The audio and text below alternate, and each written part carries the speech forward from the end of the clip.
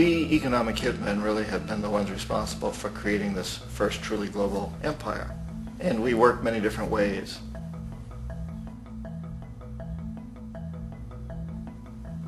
But perhaps the most common is that we will identify a country that has resources our corporations covet, like oil, and then arrange a huge loan to that country from the World Bank or one of its sister organizations. But the money never actually goes to the country. Instead, it goes to our big corporations to build infrastructure projects in that country, power plants, industrial parks, ports, things that benefit a few rich people in that country, in addition to our corporations, but really don't help the majority of the people at all. However, those people, the whole country is left holding a huge debt. It's such a big debt they can't repay it, and that's part of the plan, that they can't repay it. And so at some point, we economic hitmen go back to them and say, listen, you owe us a lot of money, can't pay your debt, so sell your oil real cheap to our oil companies. Allow us to build a military base in your country, or send troops in support of ours to someplace in the world like Iraq, or vote with us on the next UN vote. To have their electric utility company privatized and their water and sewage system privatized and sold to U.S. corporations or other multinational corporations. So there was that whole mushrooming thing, and it's so typical of the way the IMF and the World Bank work. That you put a country in debt, it's such a big debt it can't pay it, and then you offer to refinance that debt and pay even more interest. And you demand this quid pro quo, which you call a conditionality or good governance, which means basically that they've got to sell off their resources, including many of their social services, their utility companies, their school systems sometimes, their penal systems, their insurance systems, to foreign corporations. So it's a double, triple, quadruple whammy. The precedent for economic hitmen really began back in the early 50s when democratically elected Mossadegh, who was elected in Iran, he was considered to be the hope for democracy in the Middle East and around the world. He was Time Magazine's Man of the Year. But one of the things that he'd run on and began to implement was the idea that foreign oil companies needed to pay the Iranian people a lot more for the oil that they were taking out of Iran. The Iranian people should benefit from their own oil. Strange policy. We didn't like that, of course. But we were afraid to do what we normally were doing, which was to send in the military. Instead, we sent in one CIA agent, Kermit Roosevelt, Teddy Roosevelt's relative. And Kermit went in with a few $1 million and was very, very effective and efficient. And in a short amount of time, he managed to get Mossadegh overthrown and brought in the Shah of Iran to replace him, who always was favorable to oil. And it was extremely effective. Mobs overflow Tehran. Army officers shout that Mossadegh has surrendered and his regime as virtual dictator of Iran is ended. Pictures of the Shah are paraded through the streets as sentiment reverses. The Shah is welcomed home. So back here in the United States, in Washington, people looked around and said, wow, that was easy and cheap. So this established a whole new way of manipulating countries, of creating empire. The only problem with Roosevelt was that he was a card-carrying CIA agent, and had he been caught, the ramifications could have been pretty serious. So very quickly at that point, the decision was made to use private consultants to channel the money through the World Bank or the IMF or one of the other such agencies, to bring in people like me who worked for private companies, so that if we got caught, there would be no governmental ramifications.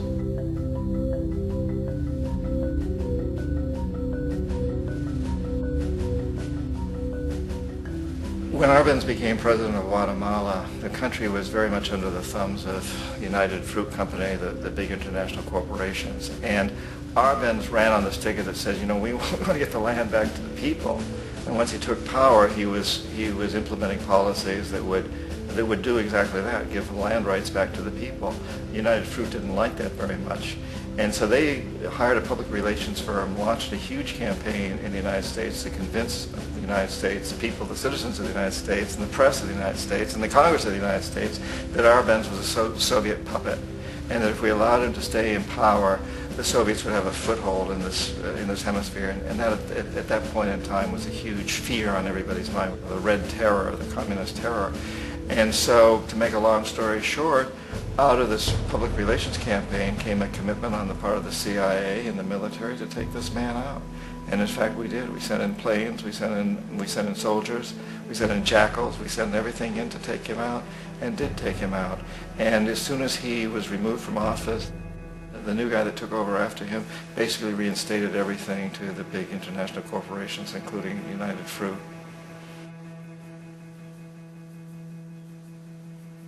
Ecuador for many, many years had been ruled by pro-U.S. dictators, often relatively brutal. Then it was decided that they were going to have a truly democratic election. Jaime Roldos ran for office. And his main goal, he said, as president would be to make sure that Ecuador's resources were used to help the people. And he won, overwhelming, by more votes than anybody had ever won anything in Ecuador. And he began to implement these policies to make sure that the profits from oil went to help the people. Well, we didn't like that in the United States. I was sent down as one of several economic hitmen to change Roldos, to corrupt him, to bring him around, to let him know, okay, you can get very rich, you and your family, if you play our game, but if you continue to try to keep these policies you've promised, you're going to go. He wouldn't listen. He was assassinated. As soon as the plane crashed, the whole area was cordoned off. The only people allowed in were U.S. military from a nearby base and some of the Ecuadorian military. When an investigation was launched, two of the key witnesses died in car accidents before they had a chance to testify. A lot of very, very strange things that went on around the assassination of Jaime Roldos. I, like most people who've really looked at this case, have absolutely no doubt that it was an assassination. And of course, in my position as an economic hitman, I was always expecting something to happen to Jaime, whether it be a coup or assassination, I wasn't sure, but that he would be taken down because he was not being corrupted. He would not allow himself to be corrupted the way we wanted to corrupt him.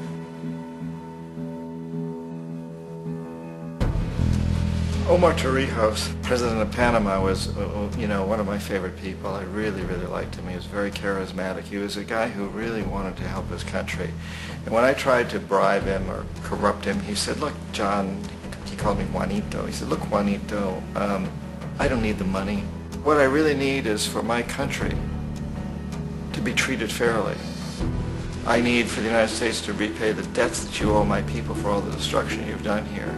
I need to be in a position where I can help other Latin American countries win their independence and be free of this terrible presence from the north that you people are exploiting us so badly. I need to have the Panama Canal back in the hands of the Panamanian people. That's what I want. And so, leave me alone. Don't try to bribe me. It was 1981, and in May, Jaime Roldos was assassinated. And Omar was very aware of this. Torrijos got his family together and he said, I'm probably next, but it's okay because I've done what I came here to do. I've renegotiated the canal. The canal will now be in our hands. He just finished negotiating the treaty with Jimmy Carter. In June of that same year, just a couple of months later, he also went down in an airplane crash, which there's no question was executed by CIA-sponsored jackals. Tremendous amount of evidence that one of Torrijos' security guards handed him at the last moment as he was getting on the plane a tape recorder, a small tape recorder that contained a bomb.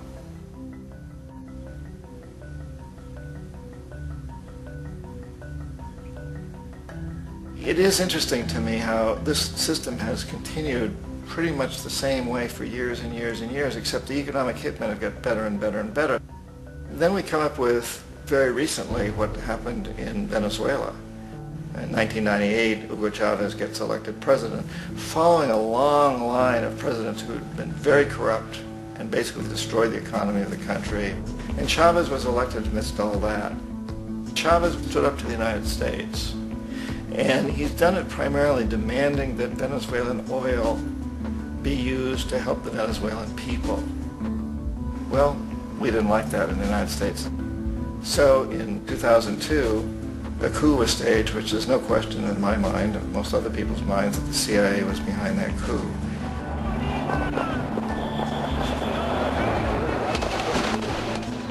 way that that coup was fomented was very reflective of what Kermit Roosevelt had done in Iran, of paying people to go out into the streets, to riot, to protest, to say this Chavez is very unpopular. You know, if you can get a few thousand people to do that, television can make it look like it's the whole country, and things start to mushroom. Except in the case of Chavez, he was smart enough, and the people were so strongly behind him that they overcame it, which was a phenomenal moment in the history of Latin America.